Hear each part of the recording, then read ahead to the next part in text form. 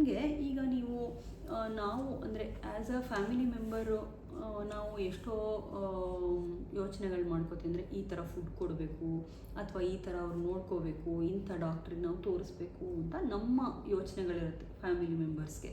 Okay, but actually ಪೇಷಂಟ್ಸ್ಗೆ ಏನು worry ಇರುತ್ತೆ ಅಂದರೆ, ನಿಮ್ಮ ತಾಯಿ ಬಗ್ಗೆ ನೀವು ಯೋಚನೆ ಮಾಡಿದಾಗ ಅವ್ರಿಗೆ ಆ್ಯಕ್ಚುಲಿ ಏನು ವಾಟ್ ವಾಸ್ ವರಿಯಿಂಗ್ ಹರ್ ಅದನ್ನು ಅಂದರೆ ನಾವು ಪೇಷಂಟ್ಗೆ ಏನು ಬೇಕು ಅಂತಲೇ ನಾವು ಯೋಚನೆ ಮಾಡಲ್ಲ. ಕೆಲವೊಮ್ಮೆ ಬರೀ ನಾವು ಇಷ್ಟು ಮಾಡ್ತೀವಿ, ನಾವು ಇದು ತರ್ತೀವಿ, ನಾವು ಇದು ಕೊಡ್ತೀವಿ ಅಂತ ನಾವು ಅನ್ಕೋತಾ ಇರ್ತೀವಿ. ಆದರೆ ಪೇಷಂಟ್ ಆ್ಯಂಗಲಿಂದ ಹೇಗೆ ನೀವು ನೋಡಿದ್ರಿ? ನನ್ನ ಕೇಸಲ್ಲೂ ಸೇಮ್ ಇತ್ತು. ನಾನು ನಮ್ಮ ತಾಯಿಗೆ ಡಯಾಗ್ನೋಸ್ ಆಗಿದ್ದು ಹೇಳಿರಲಿಲ್ಲ. ಯಾಕಂದರೆ ಒಂದೇ ರೀಸನ್ ಇತ್ತು, ಅವರಿಗೆ ಆ ಹೋಪ್ ಕಳ್ಕೊಬಾರ್ದು ಅನ್ನೋ ಒಂದು ರೀಸನಲ್ಲಿ ನಮ್ಮ ತಾಯಿಗೆ ಹೇಳ್ದೇ ಯಾವ್ದ್ಯಾವ್ದು ಸಾಧ್ಯ ಆಗುತ್ತೆ ಟ್ರೀಟ್ಮೆಂಟ್ಸ್ ಎಲ್ಲ ಮಾಡಿಸಿದೆ.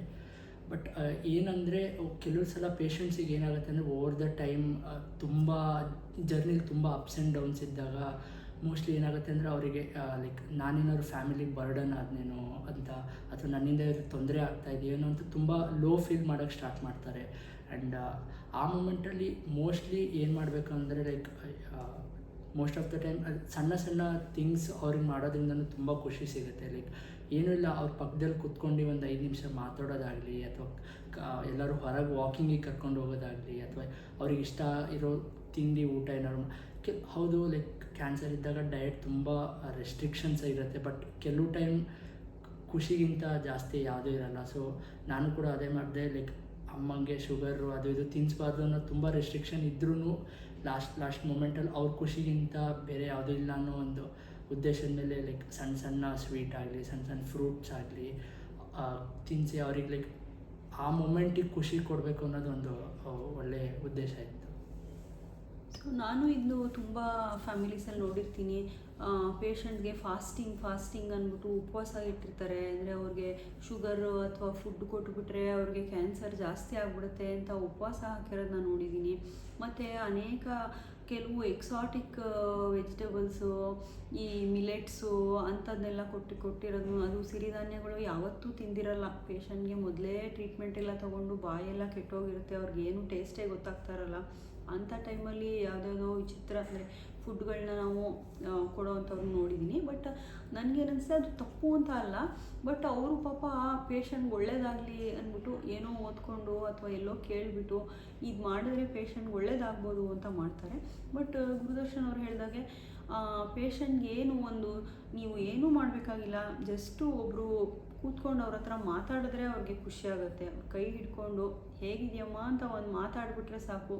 ಎಷ್ಟೋ ಪೇಷಂಟ್ಸು ನನ್ನ ಕ್ಯಾನ್ಸರ್ ಆದ್ರೂ ನನ್ನ ಮಗ ಬಂದು ನೋಡಲಿಲ್ಲ, ಏನೋ ಒಂದು ಹಳೆ ಮನಸ್ತಾಪನೇ ಇಟ್ಕೊಂಬಿಟ್ಟ, ಅವ್ನು ಬರಲೇ ಇಲ್ಲ ಅಂತ ಕೊನೆಗೆ ಅವ್ರಿಗೆ ಕ್ಯಾನ್ಸರಿಂದ ನಾವು ಉಳಿಯೋದಿಲ್ಲ ಅನ್ನೋದು ಬೇಜಾರಾಗಲ್ಲ. ಅಯ್ಯೋ ಮಗನೇ ಬರಲಿಲ್ವಲ್ಲ ಅಂತ ಕೆಲವರು ಅಬ್ರಾಡಿಂದ ಮಕ್ಕಳು ಬರ್ತಾರೆ ಅಂತ ಕಾಯ್ತಾ ಇರ್ತಾರೆ.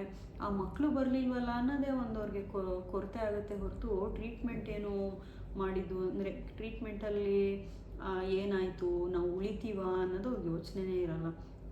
ಸೊ ಇವ್ರು ಹೇಳ್ದಂಗೆ ಒಂದು ಸಣ್ಣ ವಾಕ್ ಕರ್ಕೊಂಡು ಹೋಗೋದಿರ್ಬೋದು, ಅಥವಾ ಅವರೇ ಒಂದು ಸಣ್ಣ ಕೆಲಸ ಮಾಡ್ತೀವಿ ಅಂದರೆ ನೀವು ಈ ಕೆಲವ್ರಿಗೆ ಮನೆಯದೇನೋ ಒಂದು ಸಣ್ಣ ಪುಟ್ಟ ಕೆಲಸ ಮಾಡಿದ್ವಿ, ನಾವು ಒಂದು ಅಡುಗೆ ಬಡಿಸ್ಕೊಂಡು ನಾವೇ ಊಟ ಮಾಡಿದ್ವಿ ಅಂತಲೇ ಒಂದು ಪೇಷಂಟ್ಗೆ ಖುಷಿ ಇರುತ್ತೆ.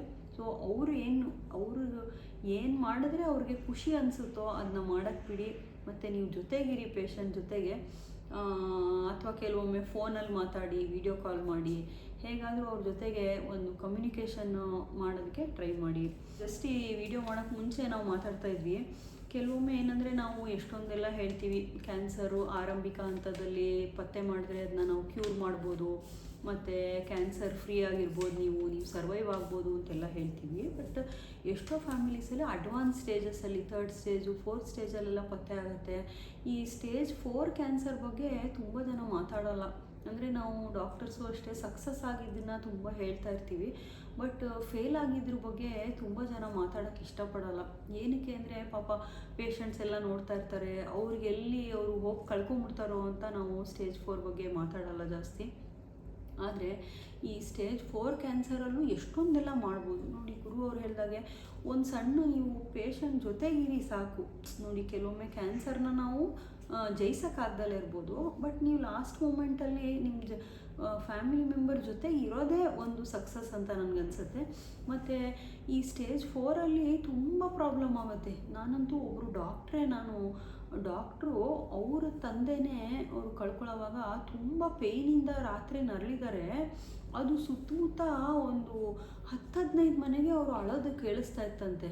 ಅವರು ಯಾರೋ ನೇಬರು ಒಬ್ಬರು ಬಂದು ನನಗೆ ಹೇಳಿದ್ರು, ಹೀಗೆ ಅವರು ಅಳ್ತಾ ಇದ್ದಿದ್ದು ನಮ್ಗೆ ಕೇಳಿಸ್ತಾ ಇತ್ತು ಅಂತ. ಸೊ ಆ ಥರ ಪೀರಿಯಡ್ಸು ತುಂಬ ಕಷ್ಟ ಫ್ಯಾಮಿಲಿ ಮೆಂಬರ್ಸ್ಗೆ.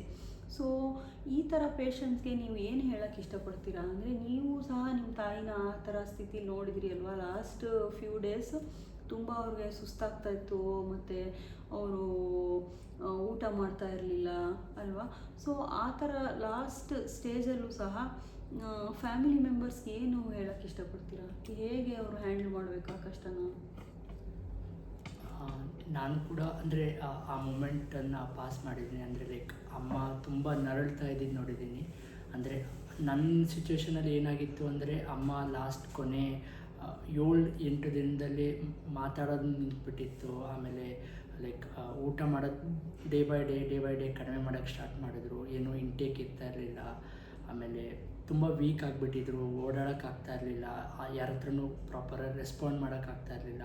ಸೊ ಈ ಟಫ್ ಟೈಮಲ್ಲಿ ಏನಾಯಿತು ಅಂದರೆ ಲೈಕ್ ಯಾವ ಟ್ರೀಟ್ಮೆಂಟು ಲೈಕ್ ಬಾಡಿ ಎಕ್ಸೆಪ್ಟ್ ಮಾಡ್ತಾ ಇಲ್ಲ ಅಂದಾಗ ಸೊ ಏನಂದರೆ ಲೈಕ್ ಬೇಸಿಕಲಿ ಅವ್ರ ಜೊತೆಗಿರ್ಬೇಕಷ್ಟೇ. ಲೈಕ್ ಎಂಡ್ ಮೂಮೆಂಟಲ್ಲಿ ಅವ್ರ ಜೊತೆಗಿರಬೇಕು. ಅಂದರೆ ಏನೋ ಹೋಪ್ಸ್ ಇದೆ ಅಥವಾ ಏನೋ ಅಂದರೆ ಲೈಕ್ ಜಸ್ಟ್ ಒಂದು ಮಿರಾಕಲ್ ಆಗ್ಬೋದೇನೋ ಅನ್ನೋ ಒಂದು ಹೋಪ್ ಮೇಲೆ ಡೇ ಸ್ಪೆಂಡ್ ಮಾಡಬೇಕಷ್ಟೆ.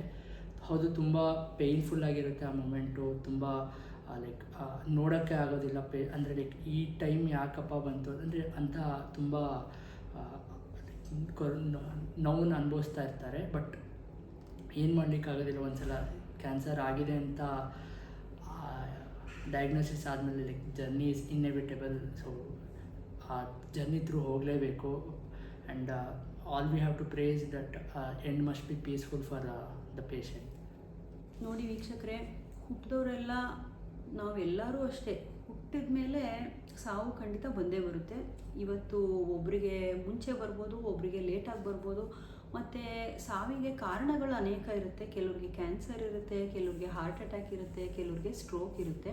ಸೊ ಇದೇ ಥರ ನಾವು ಈ ಸ್ಟೇಜ್ 4 ಕ್ಯಾನ್ಸರ್ ಪೇಷಂಟ್ಸು ಹೇಗಾಗ್ಬೋದು ಅಂತ ನಾವು ಈಗ ಮಾತಾಡಿದ್ವಲ್ಲ, ಅದೇ ಥರ ಸ್ಟ್ರೋಕ್ ಆಗಿರೋವಂಥವ್ರು, ಈ ಡಯಾಲಿಸಿಸಲ್ಲಿರೋವಂಥ ಪೇಷಂಟ್ಸು, ಬೇರೆ ಬೇರೆ ಕಾರಣಗಳಿಂದ ಬೆಡ್ ರಿಡನ್ ಆಗಿರೋಂಥ ಪೇಷಂಟ್ಸು ನಾವು ಅನೇಕರನ್ನ ನೋಡ್ತಾ ಇರ್ತೀವಿ.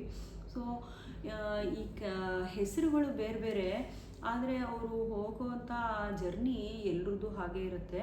ಸೊ ಆ ಟೈಮಲ್ಲಿ ನಾವು ಯಾಕೆ ಏನು ಅಂತ ಯೋಚನೆ ಮಾಡೋದರಲ್ಲಿ ಏನೂ ಅರ್ಥನೇ ಇಲ್ಲ. ಅಂದರೆ ಅಯ್ಯೋ ಕ್ಯಾನ್ಸರೇ ಯಾಕಾಯಿತು ಅಲ್ವಾ, ಸ್ಟ್ರೋಕ್ ಆಗಿರ್ಬೋದಾಗಿತ್ತು. ಬಟ್ ಸ್ಟ್ರೋಕ್ ಆಗಿದ್ರೂ ಇದೇ ಥರ ಸ್ಥಿತಿ ಇರ್ಬೋದಿತ್ತು. ಓಕೆ, ಸೊ ಹಾಗೇ ಇಷ್ಟೆಲ್ಲ ಖರ್ಚು ಮಾಡಿ ಯಾಕೆ ಅದು ವರ್ಕ್ ಆಗಲಿಲ್ಲ ಅಂತ. ಸೊ ಯಾಕೆ ಅಂದರೆ ಅದು ನಮಗೆ ನಾವು ಎಕ್ಸ್ಪ್ಲೇನೇ ಮಾಡೋಕ್ಕಾಗಲ್ಲ. ನಾವು ಓಕೆ ಇವರು ಅಡ್ವಾನ್ಸ್ ಸ್ಟೇಜಲ್ಲಿ ಡಯಾಗ್ನೋಸ್ ಆದರೂ ಅದಕ್ಕೆ ಅಂತ ನಾವು ಹೇಳಿದ್ರು ಸಹ ಕೆಲವು ಪೇಷಂಟ್ಸು ಕ್ಯಾನ್ಸರ್ ಕಂಟ್ರೋಲ್ ಮಾಡ್ಬೋದು, ನಾವು ಕೆಲವ್ರಿಗೆ ಕಂಟ್ರೋಲೇ ಮಾಡೋಕ್ಕಾಗಲ್ಲ. ಸೊ ಈ ಥರ ಒಂದು ಸಿಚುವೇಷನಲ್ಲಿ ನಾವು ಯಾಕೆ ಏನು ಅನ್ನೋದನ್ನ ಮರೆತು ಬಿಡಬೇಕು. ಜಸ್ಟು ಆ ಜರ್ನಿಲಿ ನೋಡಿ, ಈ ಮುಳುಗ್ತಾ ಇರೋವಂಥ ದೋಣಿ ಒಂದು ಪೀಸ್ಫುಲ್ಲಾಗಿ ಆ ಡೆಸ್ಟಿನೇಷನ್ ಸೇರಿಕೊಳ್ಳಿ ಅಂತ ನಾವು ಅಷ್ಟೇ ಯೋಚನೆ ಮಾಡ್ಬೋದು. ಸೊ ಆ ಟೈಮಲ್ಲಿ ಜೊತೆಗಿರೋದೇ ಮುಖ್ಯ ಹೊರತು ಯಾಕೆ ಏನು ಅಂತ ಯೋಚನೆ ಮಾಡಿದ್ರೆ ಆ ಪ್ರೆಸೆಂಟ್ ಮೊಮೆಂಟ್, ಅಂದರೆ ನೀವು ಹಿಂದಿಂದೂ ಯೋಚನೆ ಮಾಡಬೇಡಿ, ಮುಂದೆ ಏನಾಗುತ್ತೆ ಅಂತಲೂ ಯೋಚನೆ ಮಾಡಬೇಡಿ. ಇವತ್ತಿನ ದಿವಸ ನಾವು ಕಳಿಬೇಕು, ಇವತ್ತಿನ ದಿವಸ ನಾವು ಜೊತೆಗಿರಬೇಕು. ಸೊ ಅಂಥ ಟೈಮಲ್ಲಿ ಏನೇ ಪ್ರಾಬ್ಲಮ್ ಇದ್ರೂ, ಪೇಯ್ನ್ ಇರ್ಬೋದು ಅಥವಾ ಊಟ ಮಾಡ್ತಾ ಇಲ್ಲ ಅನ್ಬೋದು, ಏನೇ ಪ್ರಾಬ್ಲಮ್ ಇದ್ರೂ ನಿಮ್ಮ ಆಂಕಾಲಜಿ ಟೀಮ್ ಜೊತೆಗೆ ಕನೆಕ್ಷನಲ್ಲೇ ಇರಿ. ಈ ಪ್ಯಾಲಿಯೇಟಿವ್ ಕೇರ್ ಅಂತ ಎಂಡ್ ಆಫ್ ಲೈಫ್ ಟ್ರೀಟ್ಮೆಂಟ್ ಅಂತ ಮಾಡ್ತೀವಿ. ಸೊ ಆ ಥರ ಏನು ಯಾವ ಸಿಂಪ್ಟಮ್ಸ್ ಇದೆ ಅದನ್ನು ನಾವು ಹ್ಯಾಂಡಲ್ ಮಾಡಬೇಕೇ ಹೊರತು ತುಂಬ ಬರ್ಡನ್ನ ನೀವು ತೊಗೋಬೇಡಿ.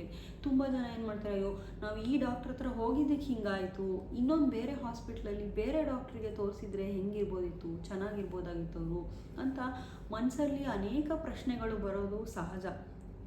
ಆದರೆ ನಾನೇನು ಹೇಳ್ತೀನಂದರೆ, ಆ್ಯಸ್ ಅ ಫ್ಯಾಮಿಲಿ ಮೆಂಬರು ನನ್ನ ಕೈಲಾದಷ್ಟು ನಾನು ಮನುಷ್ಯ ಪ್ರಯತ್ನ ಮಾಡಿದೆ. ಡಾಕ್ಟ್ರು ಅವ್ರ ಕೈಲಾದ್ದು ಅವ್ರು ಮಾಡಿದ್ರು. ಸೊ ಮುಂದಿಂದು ನಮ್ಮ ಕೈಲಿ ಇರಲಿಲ್ಲ ಅಂತ ಅಂದ್ಕೊಂಬಿಡೋದು ಒಳ್ಳೆಯದು ಅಂತ ಅನಿಸುತ್ತೆ. ಸೊ ವೀಕ್ಷಕರೇ, ಈ ಥರ ವೀಡಿಯೋಸ್ ಮಾಡಿದಾಗ ಕೆಲವರು ತುಂಬ ಹೋಪ್ಸ್ನ ಕಳ್ಕೊಂಬಿಡ್ತಾರೆ. ಎಸ್ಪೆಷಲಿ ಕ್ಯೂರ್ ಆಗಿರೋವಂಥವ್ರು, ಚೆನ್ನಾಗಿರೋ ಪೇಷಂಟ್ಸು ಇದು ನೋಡಿಬಿಟ್ಟು ಅಯ್ಯೋ ನಮಗೂ ಹಿಂಗೆ ಆಗ್ಬಿಡುತ್ತಾ ಮುಂದೆ ಅಂತ ಹೆದರ್ಕೊಳ್ತಾರೆ. ನನಗೆ ಪೇಷಂಟ್ಸು ಸಹ ಬಂದು ಕೇಳ್ತಾರೆ, ಮೇಡಮ್ ನಿಮ್ಮ ವೀಡಿಯೋ ನೋಡಿ ನನಗೆ ತುಂಬ ಭಯ ಆಗೋಯಿತು, ನಾನೆಲ್ಲ ಕ್ಯೂರಾಗಿ 5 ವರ್ಷ ಆಗಿದೆ, ಆದರೂ ಈಗಲೂ ನನಗದು ನೋಡಿದ್ರೆ ಭಯ ಆಯಿತು ಅಂತ ಹೇಳ್ತಾರೆ. ಆವಾಗ ಹೇಳ್ತೀನಿ ನಾನು, ನೋಡಿ ನೀವು ಇವತ್ತಿಂದಷ್ಟೇ ಯೋಚನೆ ಮಾಡಿ, ನೋಡಿ ಇವತ್ತು ಚೆನ್ನಾಗಿದ್ದೀರಾ, ಊಟ ಮಾಡಿಕೊಂಡು ನೀವೇ ಒಬ್ಬರೇ ಬಂದು ನನಗೆ ತೋರಿಸ್ಕೊಂಡು ಹೋಗಿದ್ದೀರಾ. ಸೊ ನಾಳೆ ಏನಾಗುತ್ತೆ ಅಂತ ಯಾರೂ ಹೇಳಕ್ಕೆ ಬರಲ್ಲ. ಎಷ್ಟೋ ಜನ ಚೆನ್ನಾಗಿದ್ದವರು ಸ್ಪೀಚ್ ಎಲ್ಲ ಕೊಟ್ಟು ಸಿಂಗರ್ಸ್ ಎಲ್ಲ ಅವರು ಸಿಂಗರ್ ಕಾನ್ಸರ್ಟಲ್ಲಿ ಸಿಂಗಿಂಗ್ ಎಲ್ಲ ಮಾಡಿಬಿಟ್ಟು ಇಮಿಡಿಯೇಟ್ಲಿ ಕೊಲ್ಯಾಪ್ಸ್ ಆಗಿ ನಾವು ಅವರು ಜೀವ ಹೋಗಿರೋದನ್ನೇ ನಾವು ನೋಡಿದ್ದೀವಿ. ಸೊ ಮುಂದೆ ಏನಾಗುತ್ತೆ ನಾಳೆ ಅಂತ ಹೇಳಕ್ಕೆ ಬರಲ್ಲ. ಅದು ಕ್ಯಾನ್ಸರ್ ಆಗಲಿ ಅಥವಾ ಇನ್ಯಾವುದೇ ಕಾಯಿಲೆ ಆಗಲಿ, ಪೇಷಂಟು ಬೆಡ್ ರಿಡನ್ ಆದಾಗ ನಾವು ಅವತ್ತಿನ ದಿವಸದ ಬಗ್ಗೆ ಯೋಚನೆ ಮಾಡಿ ಅವ್ರನ್ನ ಕೇರ್ ಮಾಡಿ ಮತ್ತು ಚೆನ್ನಾಗಿ ಅವ್ರನ್ನ ನೋಡ್ಕೊಳ್ಳಿ. ಈ ಸಂಚಿಕೆಗೆ ನಮ್ಮ ಜೊತೆಗೆ ಬಂದಿರೋಂಥ ಗುರುದರ್ಶನ್ ಅವರು ಸಣ್ಣ ವಯಸ್ಸಲ್ಲಿ, ಅವರು ಅಷ್ಟು ವಯಸ್ಸಿನಲ್ಲಿ ಸಣ್ಣವರಾದರೂ ತುಂಬ ಕಷ್ಟ ನಷ್ಟಗಳನ್ನ ಅನುಭವಿಸಿ ಅದನ್ನು ನಿಮ್ಮೊಂದಿಗೆ ಹಂಚ್ಕೊಂಡಿದ್ದಾರೆ. ಖಂಡಿತ ಇಂಥ ಧೈರ್ಯ ಬೇಕು ಅಂತ ನನಗನ್ಸುತ್ತೆ. ನಮ್ಮ ಸಮಾಜದಲ್ಲಿ ಕ್ಯಾನ್ಸರ್ ಬಗ್ಗೆ ಎಷ್ಟೆಲ್ಲ ಮೂಢನಂಬಿಕೆಗಳಿದೆ, ಎಷ್ಟೆಲ್ಲ ತಪ್ಪು ಕಲ್ಪನೆಗಳಿರುತ್ತೆ. ಸೊ ಅದನ್ನು ಹೋಗಲಾಡಿಸ್ಬೇಕು ಅಂದ್ಬಿಟ್ಟು ಅವರು ಬಂದಿದ್ದಾರೆ. ಸೊ ಅವರಿಗೆ ನಾನು ಅಭಿನಂದನೆಗಳನ್ನ ಹೇಳ್ತೀನಿ. ಗುರುದರ್ಶನ್ ಅವರೇ ತುಂಬ ಥ್ಯಾಂಕ್ಸ್. ನಿಮ್ಮ ಈ ವಿಡಿಯೋ ನೋಡಿ ತುಂಬ ಫ್ಯಾಮಿಲಿ ಮೆಂಬರ್ಸು, ನಿಮ್ಮಂಥವ್ರು ಸಣ್ಣ ವಯಸ್ಸಿನವರು ತಂದೆ ತಾಯಿ ನೋಡ್ಕೊಳ್ತಿರೋರಿಗೆ ನಿಮ್ಮ ಕಿವಿ ಮಾತುಗಳು ಅವ್ರಿಗೆ ದಾರಿದೀಪ ಆಗಲಿ ಅಂತ ನಾನು ಆಶಿಸ್ತೀನಿ. Thank you. ನನಗೊಂದು ಪ್ಲ್ಯಾಟ್ಫಾರ್ಮ್ ಕೊಟ್ಟಿದ್ದಕ್ಕೆ, ಅಂದರೆ ನನ್ನ ಎಕ್ಸ್ಪೀರಿಯೆನ್ಸ್ನ ಇನ್ನೊಬ್ಬರಿಗೆ ಹೇಳಲಿಕ್ಕೆ. ಎಕ್ಸಾಕ್ಟ್ಲಿ ನೀವು ಹೇಳ್ದಂಗೆ ನಾನು ಈ ಮೂಮೆಂಟಲ್ಲೂ ಇನ್ನೂ ನನ್ನ ಜೀವನದಲ್ಲಿ ಕ್ವಶನ್ಸ್ಗಳಿದೆ. ಅಂದರೆ ಜೀವನ ಅಂದರೆ ಏನು, ನನ್ನ ಪರ್ಪೋಸ್ ಏನು ಲೈಫಲ್ಲಿ ಅಂತ. ಸೊ ಅಲ್ಟಿಮೇಟ್ಲಿ ಏನಂದರೆ ಅದಕ್ಕೆಲ್ಲ ಆನ್ಸರ್ ಏನು ಅಂದರೆ ಈ ಮೂಮೆಂಟ್ನ ಜೀವಿಸೋದೇ ಲೈಫ್ ಅಂತ ಅನಿಸುತ್ತೆ. ಸೊ ನಾನು ಕೂಡ ಅಮ್ಮನ ಕ್ಯಾನ್ಸರ್ ಜರ್ನಿಯಲ್ಲಿ ಅದೇ ಮಾಡಿದೆ. ಅಂದರೆ 9 ತಿಂಗಳು ಅಮ್ಮನ ಜೊತೆ ಪ್ರತಿದಿನ ಆ ಮೂಮೆಂಟ್ಗೋಸ್ಕರ ಜೀವನ ಮಾಡ್ತಾಯಿದ್ದೆ ಅಷ್ಟೇ.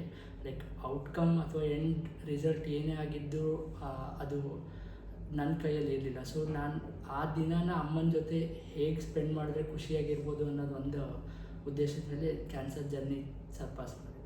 ಥ್ಯಾಂಕ್ ಯು ಮ್ಯಾಮ್, ಈ ಒಂದು ಆಪರ್ಚುನಿಟಿ ಕೊಟ್ಟಿದ್ದೆ.